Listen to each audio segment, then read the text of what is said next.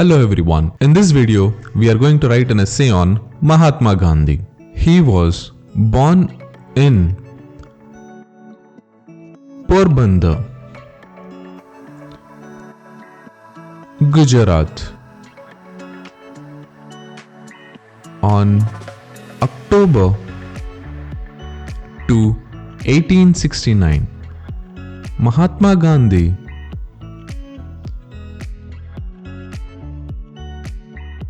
was one of the pioneers of Indian independence movement. His birth name is Mohandas Karamchand Gandhi. The title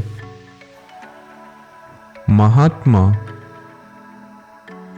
was given to him in South Africa in 1914. His parents were Karamchand Gandhi and Putli Bai.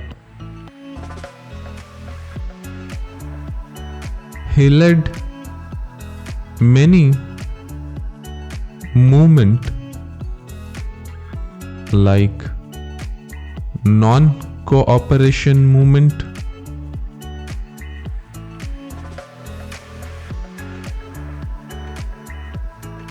Dandi March,